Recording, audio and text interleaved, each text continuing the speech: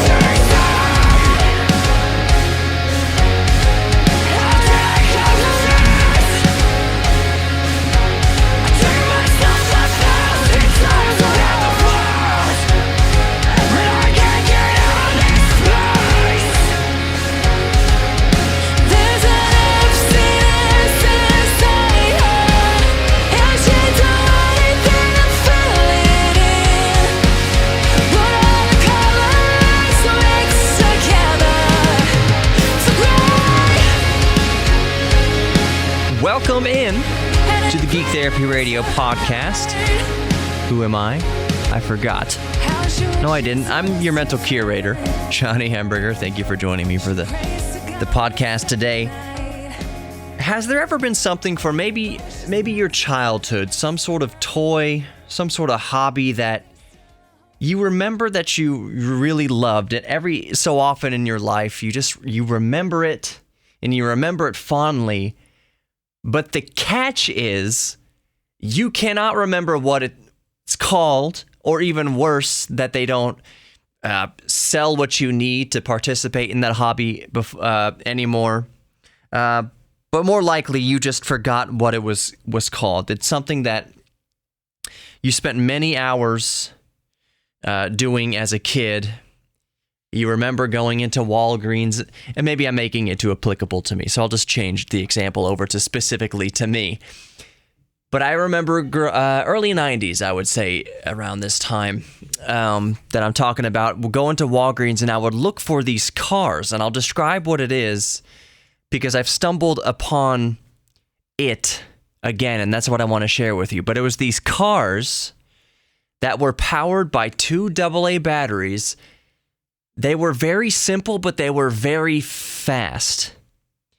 The front and rear bumpers had these wheels, like these plastic wheels, on the sides, so that it could run up against a wall or around. It would follow the curvature of, in my case, the cul-de-sac, the cement curb of the cul-de-sac, and I would just play with that car. You couldn't steer it. It was not radio controlled. You have no control over it. You just flick the switch to turn it on, and you set it down on the ground, and it would just go in a straight line as fast as it could. They went really fast.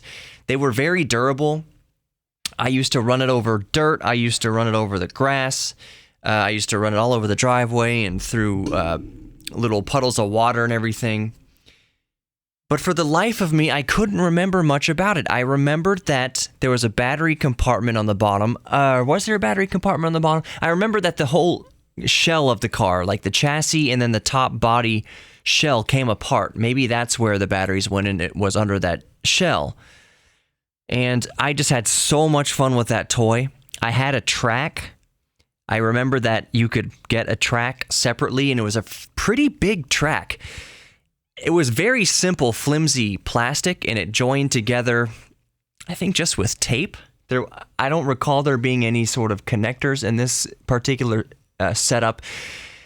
It was very cheap. The actual car was cheap. The track was cheap. Sections for the track was cheap, and I think the track in this case had 2 lanes, because it was you're meant to race your friends, your one friend.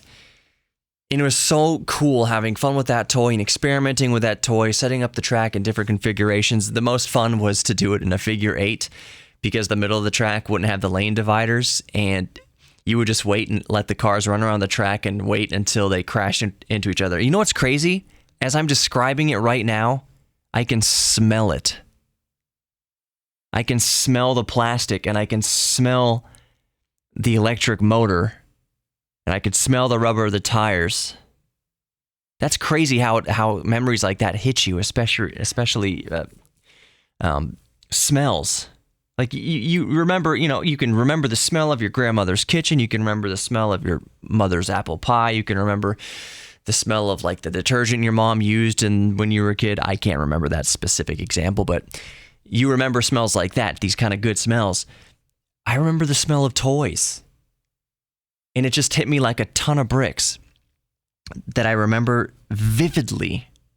It took me back to 1992 just now. I remember vividly the smell of the plastic of this toy. Wow. So, I had gone for years trying to remember what that toy was called so that I could play with it again, so that I could find it being sold somewhere and purchase it. I remember it really, truly wasn't very expensive in the 90s. And it was just a shame that they didn't sell. I chalked them not selling it anymore up to some sort of maybe some safety reasons, like maybe kids were swallowing the little plastic wheels on the bumpers and choking, or I have no idea. I figured there was some pissed off parent somewhere that lobbied to get the toys removed or had a hand in the destruction of that particular toy brand or whatever. Karen, the lady who always wants to talk to the manager, got these toys banned. That's what I always figured. Something like that happened where it was just regulated against, and they found out these toys were they said they're too dangerous because one kid out of a million got hurt playing with it. I mean, that's happened in the past. It took us forever in the United States here to get Kinder eggs. For those who don't know what Kinder eggs are, it's basically these hollow chocolate eggs that have toys hidden on the inside. And I believe Kinder eggs now that we have them in the United States, the toys are separate, like they're not inside of it. I want to say, is that right? Does that sound about right? I know they altered the product in some way to make it pass regulations here in the United States, because God knows you couldn't just tell your kid that there was a toy inside of a hollow egg. God knows that the parent couldn't just not give their underage child this toy. The rest of the world has it. It was purely a product of lawyers and litigation in our sue culture. That's why we couldn't have Kinder eggs for the longest time. And then when we finally do get them, they're not really Kinder eggs anymore, not traditionally. So I figured that toy that I'm talking about, that car, 2 AA battery powered car, just was a casualty of our sue culture. But it turns out it wasn't.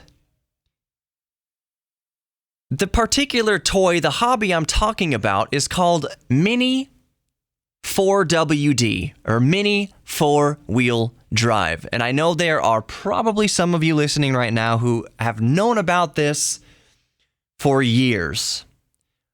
But for the rest of us, I would wager the majority of us, my heart skipped a beat when this came across my perusings today. It's like I'm meeting a childhood friend for the first time in 20 years. Mini 4-Wheel Drive. That's exactly what I used to play with in the early 90s. This hobby it became popular in the 80s. It kind of went through some doldrums for several years. To kind of give a little bit more backstory to this, Mini 4-Wheel Drive is the type of hobby that was best served at hobby shops. And when brick and mortar hobby shops had to start closing their doors because they couldn't compete with the likes of Amazon and those kind of online retailers, the hobby kind of died down, but it has been gaining more of a resurgence now. What's old is new again. I think one reason for this is while I think hobby shops have kind of stabilized in the number of hobby shops, people realize the importance of community and neighborhood hobby shops, because it wasn't just where you go to buy a toy for your nephew for Christmas or his birthday. The knowledge base at hobby shops, in the kind of the meetups and the get-togethers, and how it would serve the community of hobbyists people could engage each other in a way that they can't engage each other through a screen and a keyboard. So hobby shops, while there aren't as many of them left around, they have not gone away completely, and people are starting to we've started to kind of stabilize, I think, if that kind of makes sense, with our cyber culture and our real world, like real life culture. We started to see that we weren't getting the same kind of fulfillment out of our keyboard and computer screens that we were when we could actually go to a hobby shop, test the products, feel the products, ask a human being about the products, meet other like-minded individuals in the flesh to talk to about the products. Yes, there are message boards and there's chat rooms and there's forums and stuff on the internet, which have been a boon for the spread of knowledge, but nothing could replace feeling it and being tactile and meeting other people in real life to enjoy the hobby together. Because on the forums, you could talk about these mini four-wheel drive cars all you want, but you couldn't actually get together and race them. You could share videos and everything like that, but you couldn't get there in the same room and have a race. Yes, there's racing video games and all sorts of things, but back to my point, I think society, we've kind of started to stabilize, especially within the maker hobbyists. Maker meaning things that you build with your own hands and tinker with and program and code, and kind of your hands-on input is the enjoyment you get out of the hobby. So this DIY maker hobbies and mini four-wheel drive is very, very much a DIY maker type hobby. And those types of hobbies need real-world interaction. They need brick-and-mortar hobby shops to best serve that hobby. For one thing is hobby shops have races where you can bring your mini four-wheel drive car that you've been working on tirelessly and tinkering with tirelessly. You can bring it and you can start competing with others. It's very good-natured competition. The track is very similar to the track I described earlier, which when you bought it at Walgreens was just this flimsy plastic, very thin-gauged, molded plastic piece of crap. But at hobby shops, they're actual, I believe they're 5 lanes wide. 3 to 5 lanes wide, I believe. Each lane is technically the same length because there's a crossover lane that every car goes through, and it makes it so normally on a typical track the inside lane is the shortest. It's just physics. It's just the circumference. So there's one crossover track that every car goes through, so it basically evens it out, so every single track is the same length. Kind of looks like a Mobius strip kind of thing.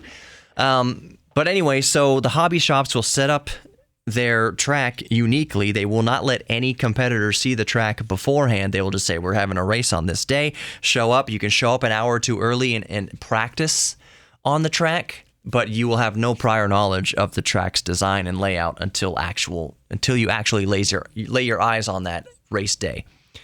So anyways, one of the beautiful things about this hobby, perhaps the best thing about it, is that the best hobbies, some of the best hobbies ever, are the cheapest hobbies. To get into mini four-wheel drive racing and tinkering costs anywhere from $15 all the way up until, at the very most, you can have about $100 into a car, at most. And that's you're adding, carbon fiber bumpers, carbon fiber gears, and kind of stuff like that. But you can trick out and tweak and modify your car to its fullest extent, to the best that it can ever be, and you're still not barely cracking $100. And you can get a long way, a very, very, very long way, for under $20. You can start competing and tinkering and modifying for under $20. That gets you in the door. That is so cool. And for somebody who really likes to tinker with things, really can't just leave well enough alone, and is constantly adjusting things, that's what this hobby is all about. Mini four-wheel drive, that's what it's all about. Since it's not remote control, it's not radio controlled, your car only performs as good as you have built it beforehand, as good as you have modified it beforehand. So you do the races, and then you say, oh, turn 3, it kind of it keeps showing this characteristic in turn 3. You take the car off the track and you can adjust little side wheel bumpers a little bit. You can adjust the rear brake pad on the underneath of a bumper. It's not brakes like normal disc brakes on wheels. It's a different type of thing. But you can make all these sorts of adjustments based on the track. There's sometimes, for instance, sometimes you'd think that you want to make the car as fast as possible, just full brute force speed, fast as possible. That's fine, but very likely, a lot of the times the track has a little hump in it, which turns into a jump. So if your car is way too fast, your car will go over that jump and just go flying off the track. You're disqualified, or it won't go flying off the track, but it'll bounce and kind of hit off the divider of between the lanes, or flip upside down, or catch too much air. The aerodynamics can be wrong and it won't land flat. So speed isn't the only name of this game. And a matter of fact, for a track with a hump in it, you just want it to be stable. You want it to absorb the landing. You don't want it to bounce around once it hits. You don't want it to go so fast that it just goes flying off the track, going over the jump, catches some air underneath it and flips upside down backwards or upside down. You want to tailor the car to the track. And that is what's so cool about Mini 4-wheel drive. I will include a link to a video that describes it wonderfully below. It's about 10 minutes long or so, and it's just basically it's everything you need to know to get you up to speed on Mini 4-wheel drive. And it's so cool, and it takes just 2 AA batteries, and it's, again, for me, it's like running into an old childhood friend. I remember this, but I didn't know what it was called back when I would play with this toy, but now I do as an adult. It has resurfaced. I'm so happy that I discovered it. So let me read you a little bit off of the Wikipedia page here, some technicals about what Mini 4-wheel drive is. Their mini scale between 1 to 20 scale or 1 to 48 scale. It first started in 1986. Most of the cars are 1 to 30 scale. They're AA battery powered, like I mentioned, and the reason why it's called Mini 4-wheel drive is that many of them are driven by all 4 wheels. Power goes to all 4 wheels. So one thing that's cool is the scale speed. You know, you read on the side of remote control car boxes, scale speed of 200 miles an hour, scale speed. Okay, so typically, since these Mini 4-wheel drives are 1 to 30 scale, that means that since they actually go 9 to 40 miles an hour, so the slower ones go 9 miles an hour, the fastest ones go 40 miles an hour, which is pretty quick for a car that's powered by just 2 AA batteries. So at scale, 9 miles an hour to 40 miles per hour at 1 to 30 scale, that's 270 miles an hour to over 1,200 miles an hour, or around 1,200 miles an hour. That's awesome. Have you ever seen slot cars? You know how fast slot cars look like they're going around the track? Because they are going around really quick. They look like they're breaking the sound barrier. They're going so incredibly fast. The actual history of Mini 4-wheel drive cars goes quite a way back. It was popular since 1986, I guess. But it goes back, I'm seeing 70s, getting its start in the 70s, late 70s in Japan. And I guess that would make sense because you would have to, it can't go much further back than that because you have to wait for miniaturization to take hold, electronic miniaturization. So it goes back to the late 70s and 2019, has some lulls, and the reason why it's called 4-wheel drive and all-wheel drive, that's just technical car terms. 4-wheel drive means that all 4 wheels are directly driven by the motor. All-wheel drive means that you can have separate kind of viscous interchanges and gearing between the wheels and front-wheel drive, like in modern cars. I know in my modern car it says it's all-wheel drive. 30% of the driving, or 30% of the drive can come from the front wheels and 70% from the back or under heavy under normal driving conditions, most of the driving wheels percentage goes to the front, so it's like 90% is being pulled along by the front wheels to 10% of the back. Whatever. That's all-wheel drive, where you can kind of manipulate how much driving force goes to each wheel.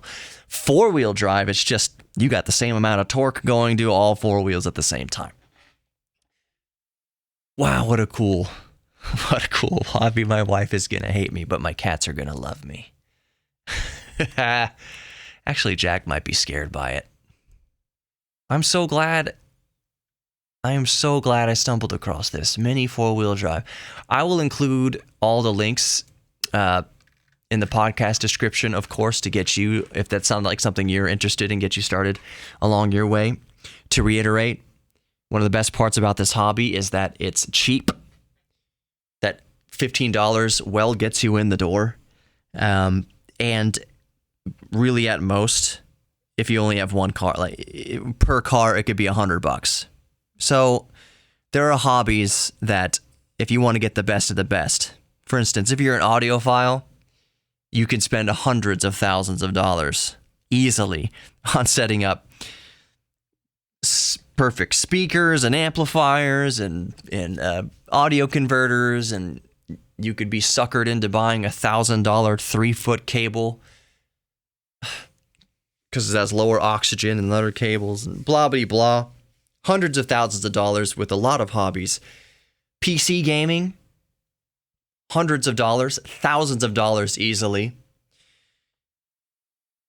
Hobbies can be expensive, and I'm not saying that that's a bad thing necessarily, because you spend your money how you want, you budget how you want.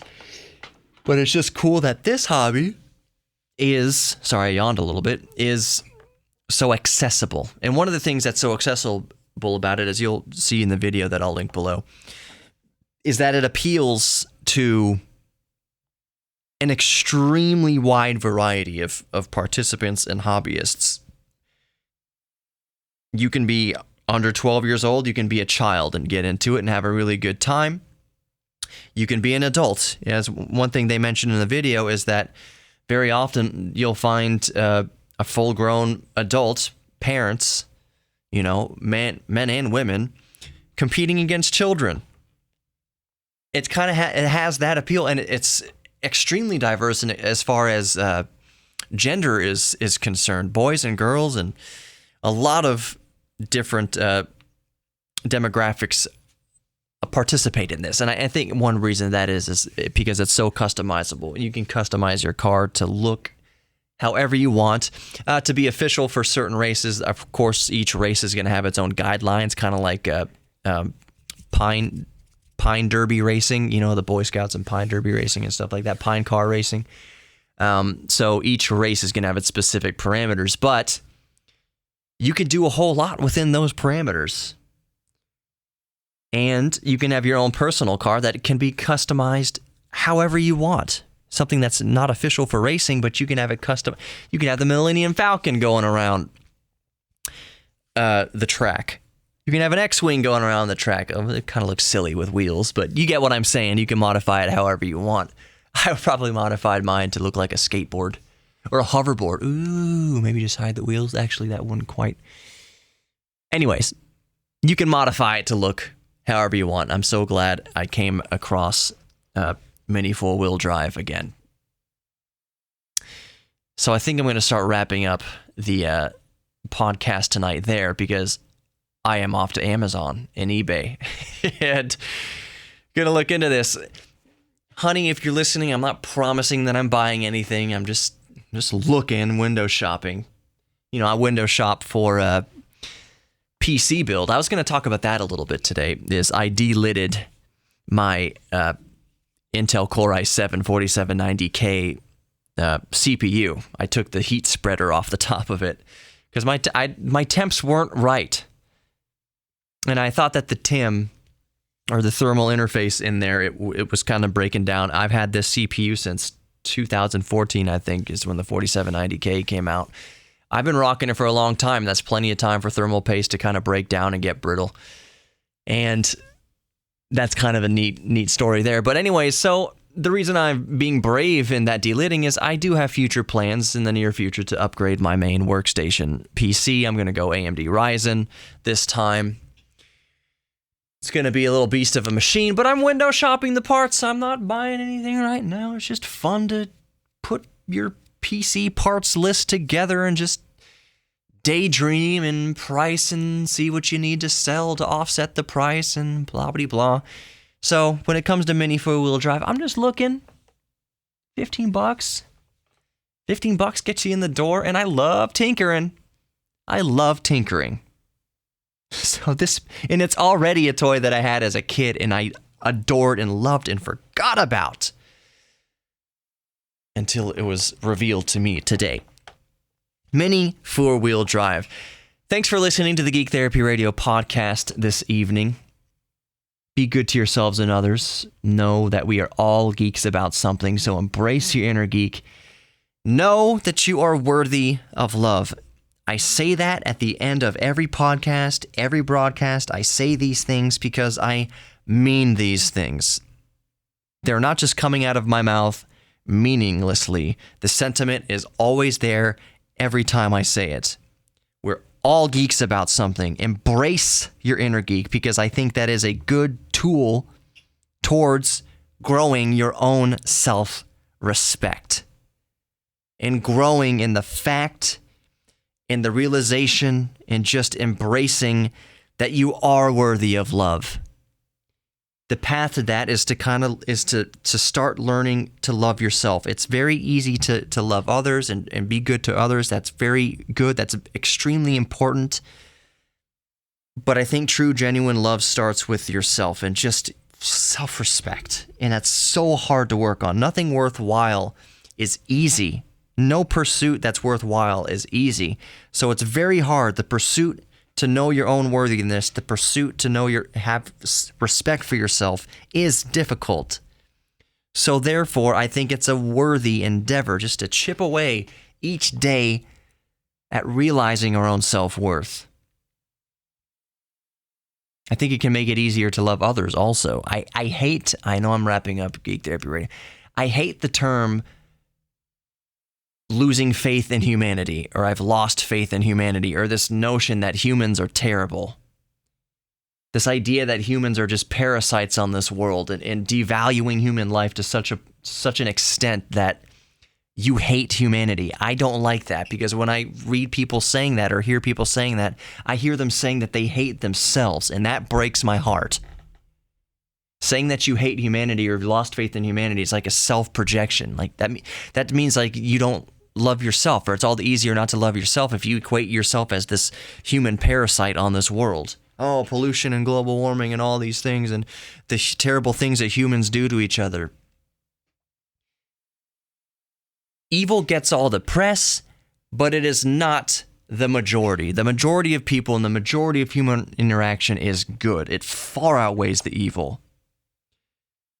There are some cases of truly hideous, monstrous evil. Do not get me wrong. You can read through history about the millions that have died through genocide and as the effect of side effect of one person's evil or their vision. Do you think that person who enacted, the final solution, Hitler, do you think he loved himself? Nope. Do you think he had high self-esteem or that he had high self-worth? No way. That type of evil that exacts that kind of death toll on humanity and human suffering, that comes from a mind that hates themselves. So I hate when people say they hate humans, they hate humanity. Humans are a parasite on this world. No, we're not. We're capable of so much good, and the majority of us are good and do good works, and our interactions with each other are good, and we are compassionate towards the weak, and we are compassionate towards animals. That is the bulk majority of us. But it starts from within. It starts from your own self-worth and realizing that you are actually worthy of love. I promise you, you are. Right, that's going to do it for Geek Therapy Radio. Thanks for listening, and I will catch you tomorrow. Take care. How she wishes it was different. She